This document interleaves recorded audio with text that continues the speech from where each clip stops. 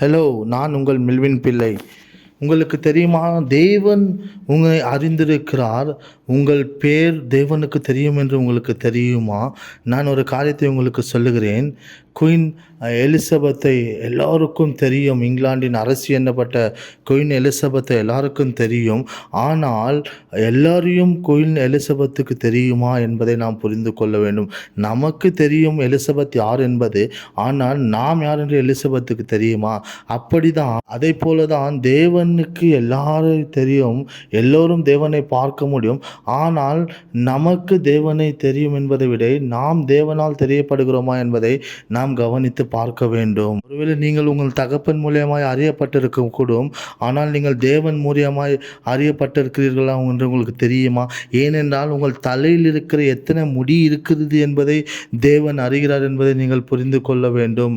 இன்றைக்கு நான் உங்கள் நடுவில் பேச விரும்புகிற ஒரு காரியம் என்னவென்றால், நீங்கள் தேவனால் அறியப்பட்டவர்கள் என்பதை நான் உங்களுக்கு சொல்ல விரும்புகிறேன். அப்படி என்றால் நீங்கள் தேவனால் அறியப்பட்டவர்கள், தேவனால் நீங்கள் வெளியேறப்பட்டவர்கள் என்பதை நீங்கள் புரிந்து கொள்ள வேண்டும். ஏனென்றால் நீங்கள் தேவனால் அறியப்பட்டவர்கள் என்று சொன்னால் அவருடைய ராஜ்யத்திற்கு அறியப்பட்டவர்கள், அவருடைய தூதர்களுக்கு அறியப்பட்டவர்கள். அதை நீங்கள் புரிந்து கொள்ள வேண்டும். பார்த்து கொண்டிருக்கும் பொழுது எனக்கு ஒரு வேத புத்தகம் ஞாபகத்திற்கு வந்தது.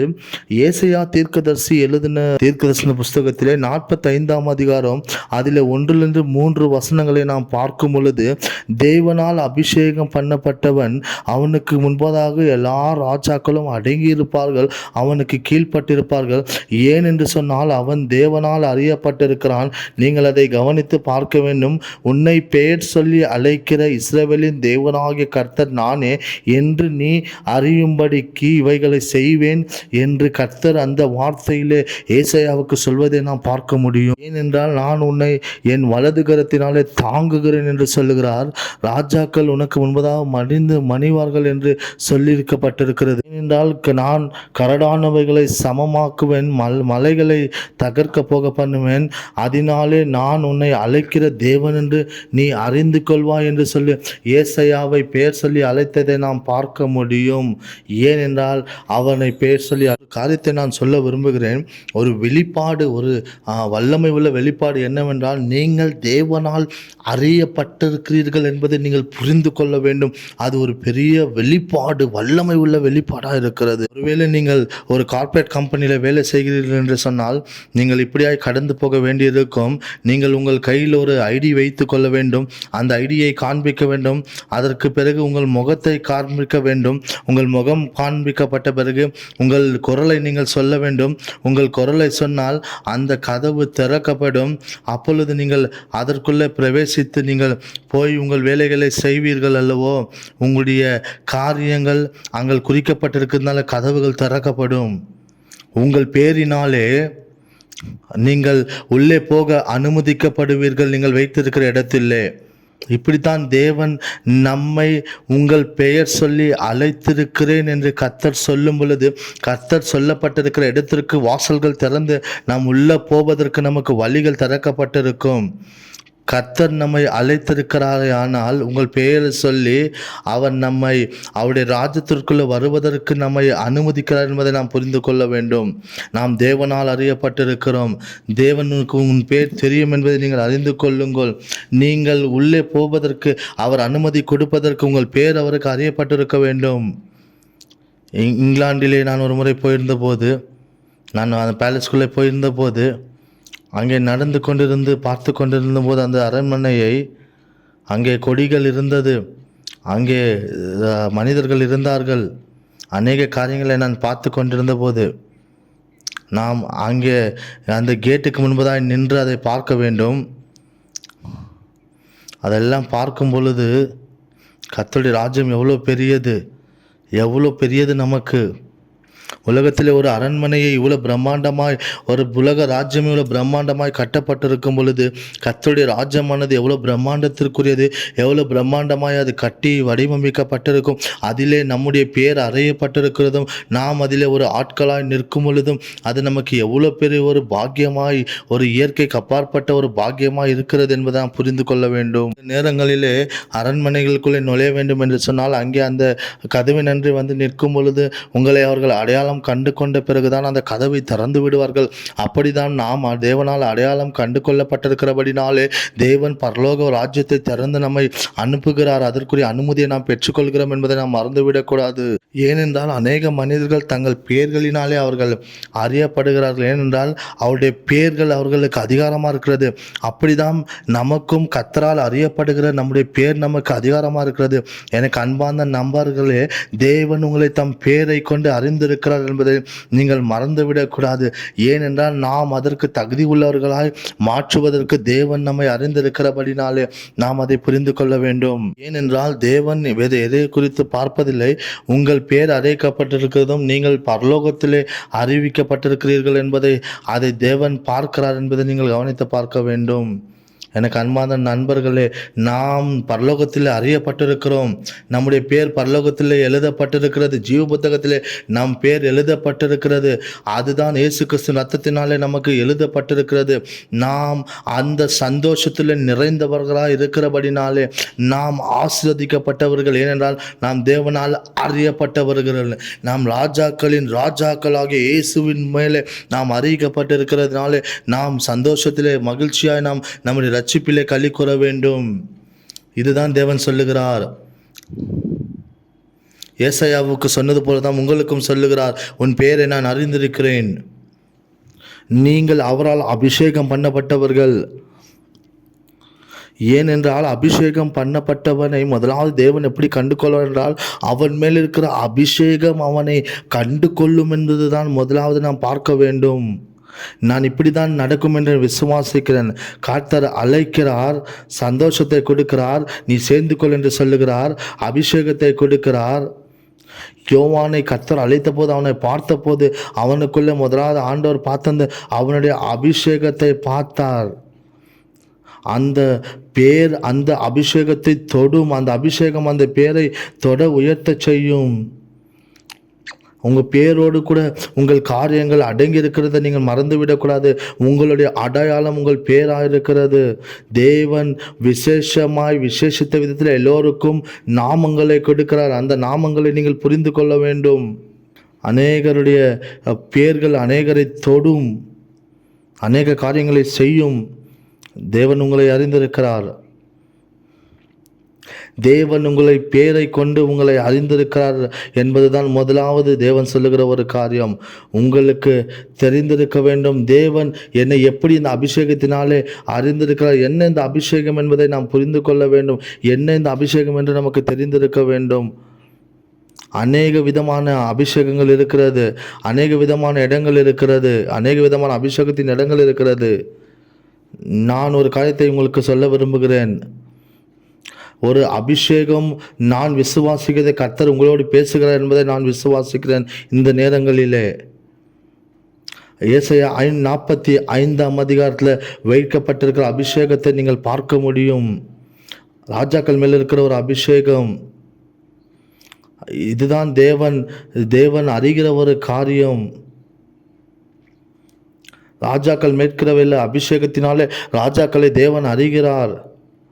ராஜாக்களுக்குரிய அபிஷேகம், ஆளுமைக்குரிய அபிஷேகத்தை அவர் தம்முடைய பிள்ளைகளுக்கு வைக்கிறார். நான் என்ன சொல்ல விரும்புகிறேன் என்றால், நாம் ராஜாக்களாக இருக்கிறோம். நாம் ஆண்களாக இருந்தாலும் பெண்களாக இருந்தாலும் கர்த்தருடைய ராஜ்யத்திலே நாம் ராஜாக்களாக இருக்கிறோம். கர்த்தருடைய இயேசு கிறிஸ்துவின் ராஜ்யத்திற்குள்ளே நாம் ராஜாக்களும் பிரபுக்களுமாய் ஆசாரியர்களுமாய் இருக்கிறோம் என்பதை நாம் மறந்துவிடக்கூடாது. கர்த்தருடைய ராஜ்யம் நமக்குள்ளே வரும் பொழுது அநேக காரியங்களை நான் உங்களுக்கு காண்பிக்க விரும்புகிறேன். இது ஒரு இயற்கையான காரியம் அல்ல. ஒரு உலகத்தில் ராஜாக்கள் யோசிப்பது போல் அல்ல. இந்த ராஜ்யம் வல்லமை உள்ளது. இந்த ராஜ்யம் பரலோக ராஜ்யமாக இருக்கிறது. அதற்கு அந்த அபிஷேகம் தேவை. தேவன் உங்களை பேரை கொண்டு உங்களை அறிவார். உங்களை அபிஷேகத்தை கொண்டு அவர் உங்களை அறிவார். அவர் உங்களை அறிந்திருக்கிறார். உங்களுடைய வாழ்க்கையை அறிந்திருக்கிறார். ஏனென்றால் தேவன் நம்மை சரியான நேரத்தில் அழைக்கிறார் என்றால் நமக்கு அந்த அதிகாரம் இருக்கிறது.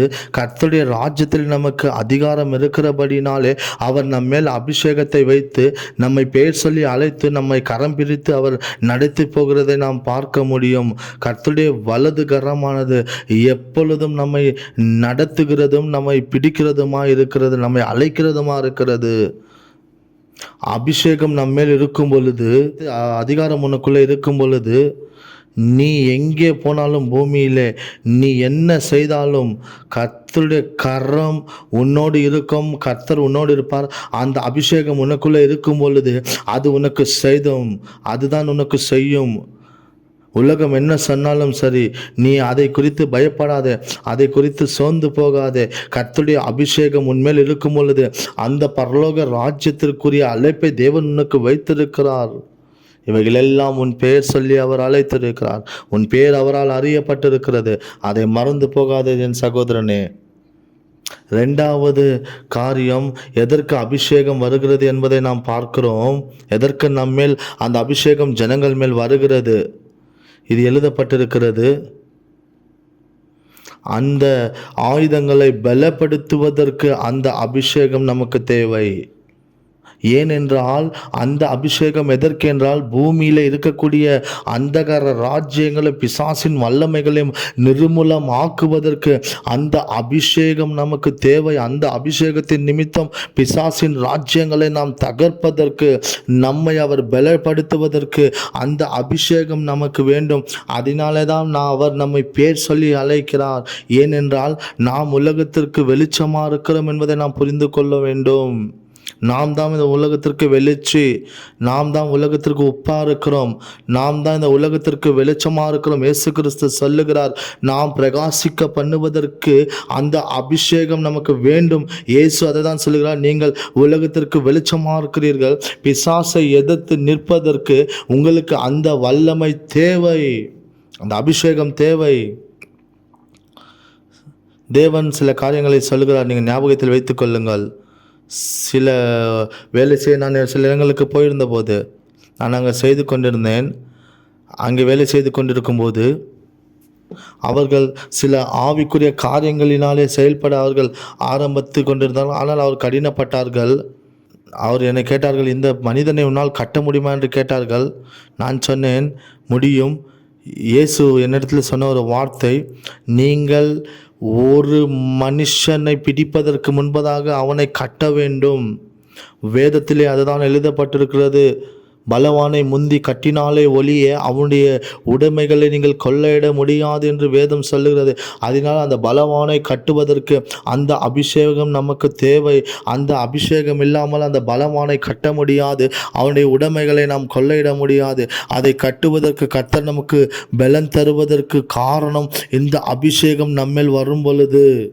அப்படி அந்த ஊழியத்திலே நான் போயிருந்த போது அங்கே அப்படித்தான் ஒரு மனிதன் பலவுள்ளவனாக இருந்தான். அவன் கட்டுக்களினாலே கட்டப்பட்டிருந்தான். அந்த கட்டுக்களை நாங்கள் அவிழ்ப்பதற்கு பிரயாசப்படும் பொழுது எனக்குள்ளே இருந்த அபிஷேகம், நான் ஜெபித்து முதலாவது அந்த கட்டி அந்த மனுஷனை ஜெபித்த போது அங்கே இருந்த சூழ்நிலை மாறினது. அந்த கட்டுகளை செய்து வந்த அந்த பெண்மணியும் அவள் அங்கே கீழே விழுந்து எல்லாவற்றையும் விட்டு ஓடிப்போனால், அப்படி அந்த அபிஷேகம் அதை செய்வதற்கு காரணமாக இருக்கிறது என்பதை நாம் மறந்துவிடக்கூடாது. உலகத்திற்குரிய காரியங்களை, பிசாசின் ராஜ்யங்களை தகர்ப்பதற்கும் அந்தகார வல்லமைகளை எதிர்த்து நிற்பதற்கு தான் கர்த்தர் நமக்கு அபிஷேகத்தை தந்து அவர் நம்மை பெயர் சொல்லி அழைத்து நம்மை அபிஷேகம் பண்ணுகிறதுக்கு காரணம் அந்த பிசாசை எதிர்த்து நிற்பதற்கும் அவனை தள்ளி அவனை ஜெயிப்பதற்கும், பிசாசின் கிரியைகளை தகர்ப்பதற்கும் அவனுடைய வல்லமைகளை நிர்மூலமாக்குவதற்கும் தான் கர்த்தர் நமக்கு அபிஷேகத்தை தருகிறார். இதை புரிந்து கொள்கிறவர்கள், அந்த வல்லமைகளை புரிந்து கொள்கிறவர்கள், அந்த அதிகாரங்களை புரிந்து கொள்கிறவர்கள் அந்த ராஜ்யத்திற்குள்ளே போகத்தான் அந்த அபிஷேகத்தை கர்த்தர் நம்முடைய வாழ்க்கையில் வைக்கிறார். கர்த்தர் உங்களை அறிந்திருக்கிறார். உங்களுடைய பெயர்களை அவர் அறிந்திருக்கிறார். உங்களை அவருக்கு நன்றாய் தெரியும். அந்த அபிஷேகம் தருவது ராஜாக்கள், இந்த உலகத்தில் இருக்கிற அந்தகார வல்லமைகள் என்னப்படுகிற ராஜ்யங்களை தகர்ப்பதற்கு அந்த அபிஷேகத்தை தேவன் உங்களுக்கு தருகிறார். ஏன் என்று சொன்னால், அடைக்கப்பட்டிருக்கிற வாசல்களை திறப்பதற்கும். உங்களுடைய வாழ்க்கையில் சில நேரங்களிலே என்ன செய்வதென்று தெரியாமல் வாசல்கள் அடைக்கப்பட்டிருக்கிற சூழ்நிலைகளை பார்த்திருக்கிறீர்களா? நீங்கள் ஜெபிக்கும் போது அந்த அபிஷேகத்தினால் வாசல்கள் திறக்கப்படும். சில நேரங்களிலே பிசாசு வாசல்களை தகர்ப்பான், வாசல்களை மூடி போடு விடுவான். ஆனால் நாம் ஜெபிக்கும் பொழுது நமக்குள்ளே இருக்கிற அபிஷேகம் அந்த வாசல்களை திறக்கும்படியாய் கர்த்தர் செய்வார் என்பதை நாம் மறந்து விடக்கூடாது. நீங்கள் தானியேலுடைய வாழ்க்கையில் பார்க்கும்போது அவன் 21 நாள் ஜெபித்த போது அந்தகார வல்லமைகள் அவனை விட்டு தூரம் போனது. ஏனென்று சொன்னால் அநேக மனிதர்கள் அவனுக்கு விரோதமாக எழுந்து நின்றார்கள். பிசாசு அப்படி செய்கிற காரியம் உண்டு. ஆனால் அபிஷேகம் இருக்கும் பொழுது நாம் அதை ஜெயித்து மேற்கொண்டு வெளியே வருவோம். ஒருவேளை சில நேரங்களிலே வாசல்கள் அடைக்கப்படும் பொழுது, தடைகள் வரும் பொழுது நீங்கள் ஒன்றை புரிந்து கொள்ளணும். நீங்கள் கர்த்தரால் அபிஷேகம் பண்ணப்பட்டவர்கள், கர்த்தரால் அறையப்பட்டிருக்கிறவர்கள். நீங்கள் அதற்கு விரோதமாய் பேசும் பொழுது அந்த வாசல்கள் திறக்கும், அந்த காரியங்கள் நடக்கும். அதற்கு செய்ய வேண்டியது நீங்கள் ஒன்றே ஒன்று, நீங்கள் சந்தேகப்படாமல் விசுவாசத்தோடு அப்படி நாம் செய்யும் பொழுது தான் அந்த ராஜ்யங்கள், அந்த ராஜ்யத்துக்குரிய காரியங்கள் நம்முடைய வாழ்க்கையிலே செயல்படும் என்பதை நாம் மறந்துவிடக்கூடாது. ஏனெல்லாம் நம்பிக்கையற்ற சூழ்நிலை நமக்கு தேவை. நாம் நம்பும் பொழுதுதான் அந்தகார வல்லமைகளை நாம் எதிர்த்து நிற்க முடியும். அடைக்கப்பட்ட வாசல்கள், அடைக்கப்பட்ட கதவுகள் எதுவாக இருந்தாலும் நாம் விசுவாசத்தோடு அபிஷேகத்தோடு கடந்து போகும் பொழுது அதை எதிர்கொள்ள, அதை மேற்கொள்ள, அதை ஜெயம் கொள்ள நமக்கு பலன் கிடைக்கிறது என்பதை நாம் மறந்துவிடக்கூடாது. வேத புத்தகத்தை வாசிக்கும் பொழுது, புதிய ஏற்பாட்டிலே நாம் பார்க்கும் பொழுது, பேதுரு எல்லோரும் ஒரு நாள் படகில் போய் கொண்டிருக்கும் பொழுது, அப்பொழுது பேதுரு தண்ணீரின் மேல் நடக்க வேண்டும் என்று நினைத்து தண்ணீரில் இறங்கி நடந்து போய் கொண்டிருக்கும் பொழுது அவன் அவிசுவாசமாய் இருந்ததினாலே அவனுக்குள்ள கர்த்தருடைய ராஜ்யத்தின் வல்லமை செயல்படாமல் போனதற்கு காரணம் அவன் அந்த இடத்துல சந்தேகப்பட்டது தான். நாம் செய்ய வேண்டியது ஒன்றே ஒன்று தான். நம்முடைய வாழ்க்கையில் நாம் சந்தேகப்படாமல் நம்மேல் வைத்திருக்கிற அபிஷேகம் என்னதென்று நாம் புரிந்து கொண்டு அதிலே செயல்படும் பொழுது அதற்குரிய காரியங்களை நாம் புரிந்து கொள்ள முடியும். கர்த்தருடைய வல்லமை பேதுருடைய வாழ்க்கையில் இருந்தாலும் அவன் செய்த தவறு என்னவென்றால், அவன் சந்தேகப்பட்டதினாலே அந்த ராஜ்யத்துக்குரிய வல்லமை அவனுக்குள்ளே செயல்படாமல் போனதுக்கு காரணம் அவன் சந்தேகப்பட்டது. அதனாலே நம்முடைய வாழ்க்கையிலே நாம் கர்த்தருடைய வல்லமையின் மேல் சந்தேகம் இல்லாமல் அதில் விசுவாசமாய் நாம் முன்னே கடந்து போகும் பொழுது எல்லாவற்றையும் மேற்கொள்ள, எல்லாவற்றையும் ஜெயிப்பதற்கு கர்த்தர் நமக்கு பலனும் அதிகாரமும் தருகிறார் என்பதை நாம் மறந்துவிடக்கூடாது. சில நேரங்களிலே அவநம்பிக்கை, அவிசுவாசம் வரும் பொழுது கர்த்தருடைய ராஜ்யம், கர்த்தருடைய ராஜ்யத்துக்குரிய அபிஷேகம் நம்முடைய வாழ்க்கையில் செயல்படாதபடிக்கு அது தடைகளை கொண்டு வருவதற்கு அதிகபட்ச வாய்ப்புகளை உண்டாக்கி கொடுக்கும். அதனாலே நாம் எந்த சூழ்நிலையிலும் நம்முடைய அவ்விசுவாசத்தை காண்பாதிக்காதபடிக்கு விசுவாசத்தை காண்பித்து கர்த்தரை நம்பும் பொழுது அந்த அபிஷேகத்தின் வல்லமையானது நம்மை பேர் சொல்லி அழைத்தவருடைய ராஜ்யத்துக்குரிய அபிஷேகம் நம்மை நடத்தும் என்பதை நாம் புரிந்து கொள்ள வேண்டும். பேதுருடைய வாழ்க்கையிலே அப்படிதான் நடந்தது. அவன் அவ்விசுவாசமாக இருந்ததினாலே அவனுக்குள்ள இருந்த ராஜ்யத்தின் வல்லமையை அவன் உணராமல் போனால் அதனாலே அவன் தண்ணீருக்குள் மூழ்க வேண்டிய சூழ்நிலை வந்தது. ஏனென்றால் எப்பொழுதும் விட்டு கெடுக்காதீர்கள். உங்கள் வல்லமைகளை நீங்கள் அறிந்து கொள்ள வேண்டும். ஏனென்று சொன்னால் நீங்கள் உங்களை அறியப்படுவதற்கு முன்பதாக பரலோகம் உங்களை அறிந்திருக்கிறது. தேவன் உங்களை அறிந்திருக்கிறார். தேவ ராஜ்யம் உங்களை அறிந்திருக்கிறது.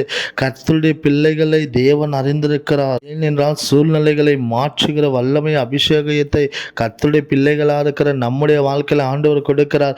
நாம் அப்பொழுது விசுவாசத்தோடு செய்யும் பொழுது சூழ்நிலைகள் மாறும், பிரச்சனைகள் மாறும் என்பதை நாம் புரிந்து கொள்ள வேண்டும். எனக்கு கேட்கிற கர்த்தருடைய பிள்ளைகளை அபிஷேகம் அதை செய்யும் என்பதை நீங்கள் புரிந்து கொள்ள வேண்டும். நான் ஒரு காரியத்தை நினைப்பூற்றுகிறேன்.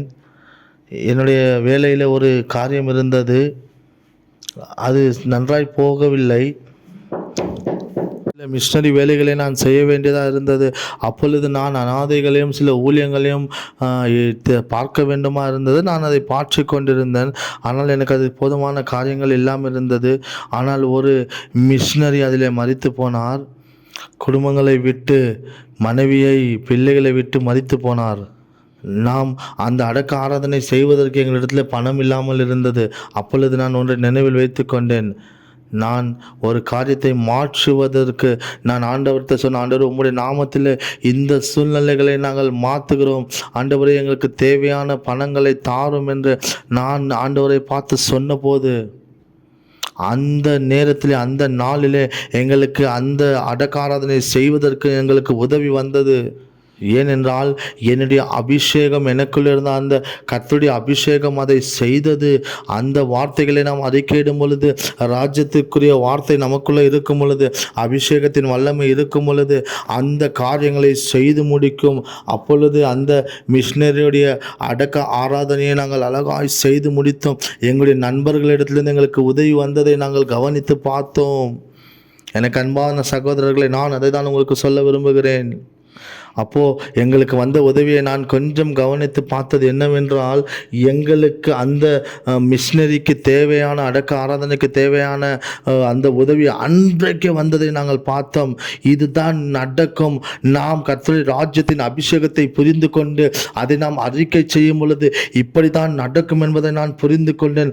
நீங்கள் நம்புங்கள், நீங்கள் விட்டுக்கிடுங்கள், விசுவாசிகள். கர்த்தரிடத்தில் நீங்கள் விட்டுக்கிட்டுக்காமல் நீங்கள் அதை செய்யும் பொழுது அது நடக்கும் என்பதை நீங்கள் புரிந்து கொள்ள வேண்டும். நீங்கள் அதை விட்டு கொடுக்காதிருங்கள். கர்த்தரை நம்புங்கள். நீங்கள் அதை செய்யும் பொழுது தேவன் நன்மைகளை செய்வார். ஒரு நாள் யூரோப்பிலே நான் ஒரு ஊழியத்தை செய்ய போயிருந்தேன்.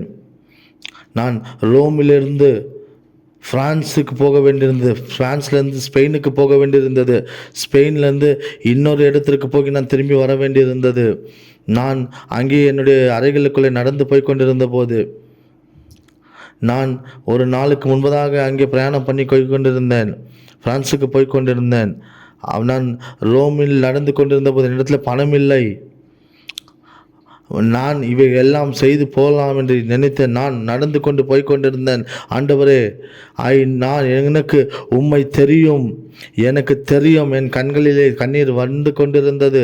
நான் ஆண்டவரை பார்த்து சொன்னேன், ஆண்டவரே, நீர் என்னை எப்பவும் விட்டு கொடுத்ததில்லை, நீர் என்னை தளர விடுவதில்லை. எனக்கு உம்மை தெரியும், நீர் இதை செய்து முடிப்பீர்.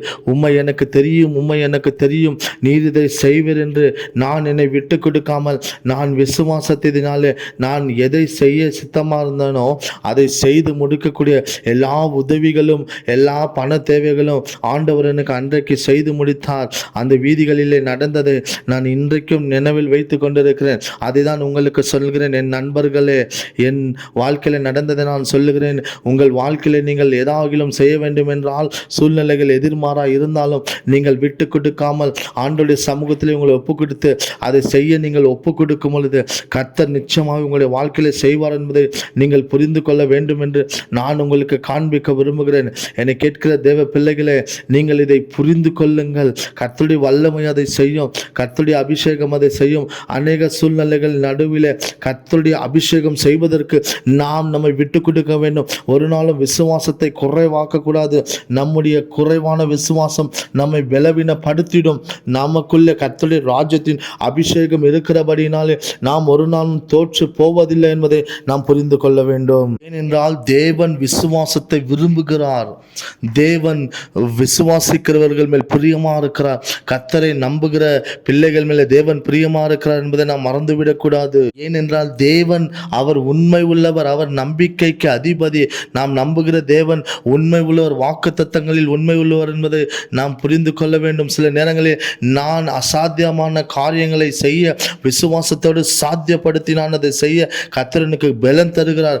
ஏனென்றால் எனக்குள்ள இருக்கிற அந்த அபிஷேகம், என்னை அழைத்தவருடைய அபிஷேகம் எனக்குள்ள இருக்கும் பொழுது அதை நான் செய்து முடிக்கிறேன் என்கிற உறுதியை தேவன் என்னுடைய வாழ்க்கையிலே ஏமேன் நடத்துகிறார். அன்பான நண்பர்களே, நான் ஒரு கதையை கேட்டது உங்களுக்கு சொல்ல விரும்புகிறேன். ஒரு நாள் ஒரு யானையும் ஒரு எறும்பும் பிரயாணம் பண்ணி போய் கொண்டிருந்ததாம். அப்பொழுது அங்கே ஒரு 2 மலைகளின் நடுவிலே ஒரு பெரிய பாலம் இருந்ததாம். அந்த பாலத்தின் மேலே இந்த எறும்பும் யானையும் நடக்கும்போது எறும்பு யானையின் காதில் வந்து சொன்னதான், இந்த பாலம் ரொம்ப வீக்காக இருக்கிறது, இதை மேல் பார்த்து நடக்க வேண்டும். யானை அப்படியா நடந்து வந்தது. இவர்கள் இருவரும் அதன் மேலே கடந்து வந்து அந்த பக்கம் வந்து திரும்பி பார்த்தபோது தான் இவர்களுக்கு தெரிந்தது அந்த பாலமானது அப்படியே ஆடிக்கொண்டிருந்தது. அப்போ எறும்பு யானையை பார்த்து சொன்னது, யானை எறும்பை பார்த்து சொன்னது, நாம் இதை செய்து முடித்து விட்டோமோ என்று சொன்னது. அதை நான் உங்களுக்கு ஞாபகப்படுத்த விரும்புகிறேன். எவ்வளவுதான் பலவீனமாக இருந்தாலும் நம்முடைய பாதைகள், நம்முடைய அடிகள் பலமாக இருந்தால், விசுவாசமாக இருந்தால் நாம் எந்த ஒரு பிரச்சனையும் கடக்க முடியும் என்பதை நான் உங்களுக்கு உறுதிப்படுத்தி சொல்லுகிறேன். என்னை கேட்கிற அன்பான நண்பர்களே, நீங்கள் நடக்க தேவையானது உங்களுக்கு பாதையுடைய பலன்தான், உங்களுடைய கால்களுடைய பலன்தான். அதை பலனடைய செய்வது கர்த்தருடைய அபிஷேகம். அவர் நம் மேல் வைத்திருக்கிற அபிஷேகம், அந்த வல்லமை, அந்த அனாயிண்டிங் அதை செய்யும். நீங்கள் அதை புரிந்து கொண்டால் போதும். எந்த மாதிரி கடினமான பிரச்சனைகளாக இருந்தாலும் நீங்கள் அதை கடந்து போவீர்கள், அதன் மேலே நடந்து போவீர்கள். நீங்கள் அதை மறந்துவிடக்கூடாது. அது அநேக நேரங்களிலே நாம் நடந்து வந்த பாதைகளை திரும்பி பார்த்தால் அது ரொம்ப பலவீனமான பாதங்களாக இருந்தது. இருந்திருக்கும். ஆனாலும் நாம் ஆண்டவரை பார்த்து நன்றி என்று சொல்லுவோம். ஏனென்றால் நாம் நடந்து வந்த பாதைகளை கர்த்தர் நம்மை பலப்படுத்தினபடினாலே நாம் நடந்து வந்தோம் என்று நான் கர்த்தரை பார்த்து நன்றி சொல்லுவோம். ஏனென்றால் எனக்கு நண்பர்களே, நீங்கள் அவ்விசுவாசமாக இருக்காமல் கர்த்தர் மேல் நம்பிக்கையாக இருங்கள். கர்த்தரை உறுதியாக பிடித்து கொள்ளுங்கள். கர்த்தர் மேல் நம்பிக்கையாக இருந்து உங்களுக்குள்ள இருக்கிற அபிஷேகத்தை நீங்கள் புரிந்து கொண்டால் கர்த்தர் நிச்சயமாக உங்களுடைய வாழ்க்கையில் நன்மைகளை செய்வார் என்பதை நீங்கள் புரிந்து கொள்ள வேண்டும். ஏனென்றால் உங்களுக்குள்ள இருக்கிற அபிஷேகம் அது அதிகாரத்துக்குரிய அபிஷேகம். ஏனென்றால் உங்கள் வாழ்க்கையில் கர்த்தர் உங்களை பேர் சொல்லி அழைக்கிறார். நான் உங்களுக்கு 3 காரியங்களை மீண்டும் நினைப்பூட்ட விரும்புகிறேன். என்னவென்றால், 1, நாம் நம்பிக்கையற்றவர்களாக இருக்கக்கூடாது, சந்தேகப்படக்கூடாது. 2வது, வெறும் விசுவாசிக்க வேண்டும். 3வது, விட்டு கொடுக்கக்கூடாது. இது 3ஐ நாம் செய்து நம்முடைய வாழ்க்கையில் நிற்கும் போது கர்த்தர் நமக்காக என்ன செய்கிறார் தெரியுமா? தேவன் நமக்காக செய்கிற ஒன்று, அவர் சொல்லுகிறார், நான் உனக்கு முன்பதாய் கடந்து போவேன், கரடான பாதைகளை நான் மலைகளை சமமாக்குவேன், கரடான பாதைகளை உனக்கு சமமாக்குவேன் என்று சொன்னார். அவர்கள் தூதர்கள் உங்களை சுற்றிலும் வருவார்கள்.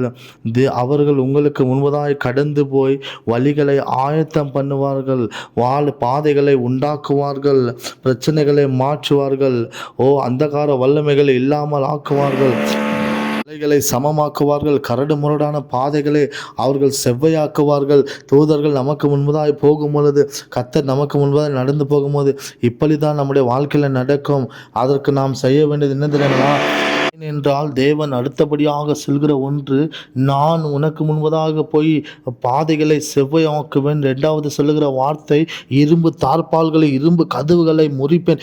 ஏனென்றால் மனிதர்களால் அசாதாரணமான காரியம் இது. ஒரு மனிதனால் செய்ய முடியாத காரியத்தை தேவன் செய்கிறார், நமக்காய் செய்து முடிக்கிறார். அதை நாம் புரிந்து கொள்ள வேண்டும்.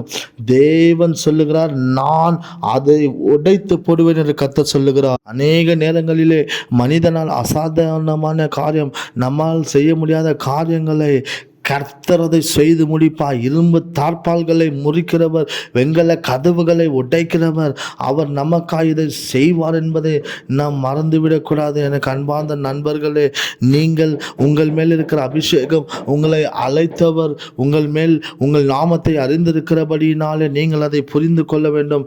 ஏனென்றால் பிசாசு நமக்கு என்ன செய்ய நினைத்தாலும் தேவனுடைய தூதர்கள் நமக்கு முன்பதாய் போய் அவர்கள் வாசல்களை திறப்பார்கள், அவர்கள் கதவுகளை திறப்பார்கள். ஏமேன். இரும்பு கதவுகளை, வாசல்களை திறக்க, வெண்கல கதவுகளை உடைக்க கர்த்தர் நமக்கு முன்பதாய் கடந்து போவார் என்பதை நாம் மறந்துவிடக்கூடாது. ஆனால் தேவன் நமக்கு செய்ய கேட்பது ஒன்றுதான், விட்டு கொடுக்காதீர்கள். அவர் மேல் நம்பிக்கையாயிருங்கள், அவர் மேல் நம்பிக்கையாயிருங்கள், சந்தேகப்படாதீர்கள். அவ்விசுவாசம் வேண்டாம் நமக்கு. தேவன் அதை செய்வார் என்ற விசுவாசம் இருக்கட்டும்.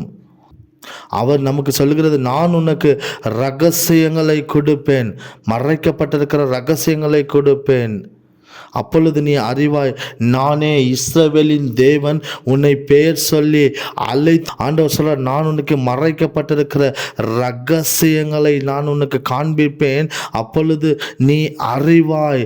தேவன் நமக்கென்று சில ரகசியங்களை வைத்திருக்கிறார்.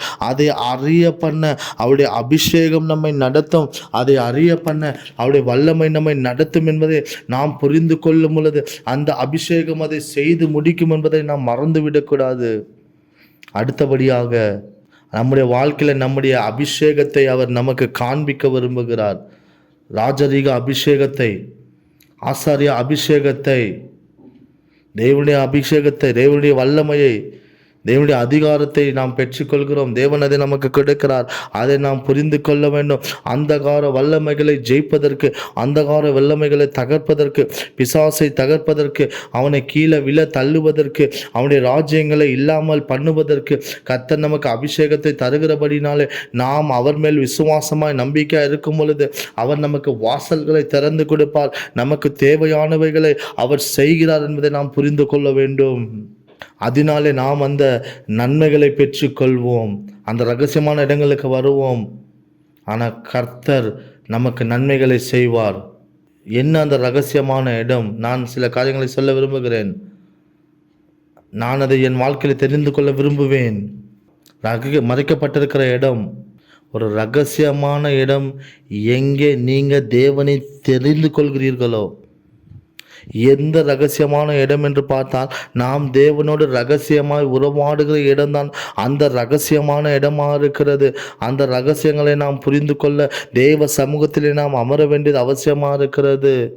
நான் அந்த ரகசியமான இடங்களை எப்படி தெரிந்து கொள்வேன் என்றால், கர்த்தருடைய சமூகத்திலே அமரும் பொழுது அந்த ரகசியமான இடங்களின் காரியங்களை நான் கர்த்தர் எனக்கு கற்றுக் கொடுப்பதை நான் பார்ப்பேன்.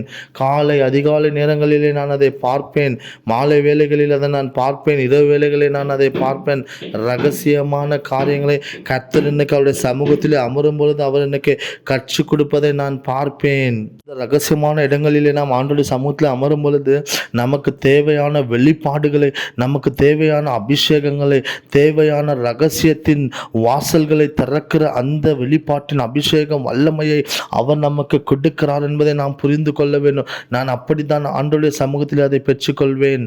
இதுதான் சரியான நேரம் அந்த அபிஷேகத்தை பெற்றுக்கொள்ள. அதிகாலை நேரங்களிலே கர்த்தருடைய சமூகத்திலே அமரும் பொழுது அந்த அபிஷேகத்தை நாம் பெற்றுக்கொள்வோம், அந்த வல்லமையை நாம் பெற்றுக்கொள்வோம், அந்த அதிகாரங்களை நாம் பெற்றுக்கொள்வோம் என்பதை நாம் மறந்துவிடக்கூடாது.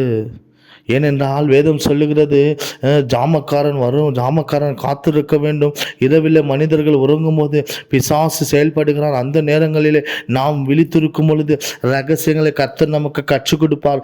இது அபிஷேகம் பண்ணப்பட்ட மனுஷனுடைய வாழ்க்கையில் நடக்கிற ஒரு காரியம், தேவனால் அறியப்பட்ட மனுஷனுடைய வாழ்க்கையில் நடக்கிற ஒரு காரியமாக இருக்கிறது. ஏன் என்று சொன்னால், இந்த உலகத்தில் இருக்கிற அந்தகார வல்லமைகளும் அவனுடைய ராஜ்யங்களையும் அழிப்பதற்கு தேவனிடத்தில் ரகசியங்களை கற்றுக்கொள்ள, அபிஷேகங்களை நாம் பெற்றுக்கொள்ள வேண்டியதாக இருக்கிறது.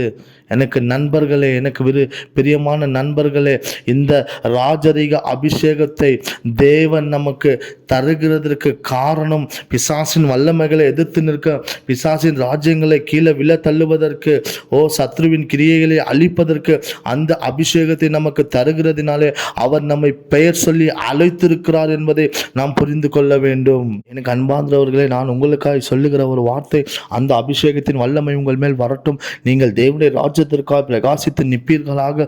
கர்த்தருடைய நாமம் மகிமைப்படும்படியாக நீங்கள் அவருடைய ராஜ்யத்திலே அந்தகார வல்லமைகளை தோற்கடிக்க செய்கிற ஒரு அபிஷேகம் உள்ள தேவனால் அறியப்பட்ட மனிதர்களாய் இருப்பீர்கள் என்று சொல்லி நான் உங்களை வாழ்த்துகிறேன். கர்த்தர் உங்களை ஆசீர்வதிப்பார். அவருடைய நாமத்தின் மகிமைக்காய் நீங்கள் நிற்பீர்கள் என்று சொல்லி உங்கள் மேல் அந்த அபிஷேகம் எப்பொழுதும் இருக்கட்டும். அந்த அபிஷேகத்திற்குரிய வல்லமையை நீங்கள் புரிந்து கொண்டு, ரகசியங்களை புரிந்து கொண்டு தேவ சமூகத்தில் நிற்பீர்களே ஆனால் கர்த்தர் உங்களை நிச்சயமாய் ஆசீர்வதிப்பார். கர்த்தருடைய நாமத்திற்கு மகிமை உண்டாகட்டும். இயேசு கிறிஸ்து நாமத்திலே நான் உங்களை வாழ்த்துகிறேன். ஆமென்.